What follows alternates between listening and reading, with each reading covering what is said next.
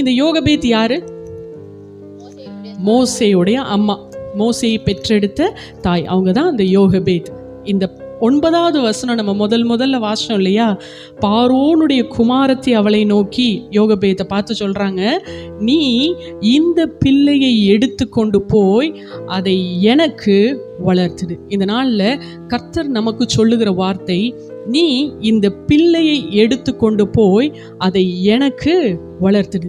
இன்றைக்கு அநேக பெற்றோர், ஒருவேளை நீங்க பெற்றோராய் இருக்கலாம், இல்லை வரும் காலத்துல கர்த்தர் உங்களுக்கு தரப்போகிற சந்ததிக்காக இந்த வார்த்தை, அந்த வார்த்தை ஆண்டவர் சொல்றாரு, அதை எனக்கு வளர்த்துடு. என் குழந்தை டாக்டர் ஆகணும்னு நம்ம என்ன பண்றோம், வளர்க்கிறோம். என் குழந்தை இந்த உலகத்துல ஒரு பெரிய பொசிஷனுக்கு வரணும்னு வளர்க்கிறோம். இந்த உலகத்துல ஒரு ஜட்ஜ் ஆகணும்னு வளர்க்கிறோம். பெரிய பெரிய இடத்துல என் பிள்ளைங்க இருக்கணும்னு வளர்க்கிறோம்.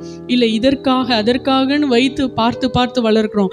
இந்த ஸ்போர்ட்ல என் குழந்தை தேறினவளாக இருக்கணும், இந்த ஒரு கலையில என் பிள்ளை தேறினவளாக இருக்கணும் அப்படின்னு சொல்லிட்டு பார்த்து வளர்க்கிற நம்மை பார்த்து கர்த்தர் சொல்றாரு, அதை எனக்கு வளர்த்திடு. கர்த்தருக்காக பிள்ளைகளை வளர்க்க நம்மை நாம் அர்ப்பணிக்க வேண்டும் என்று ஆண்டவர் சொல்றார். ஆமென் சொல்லலாமா?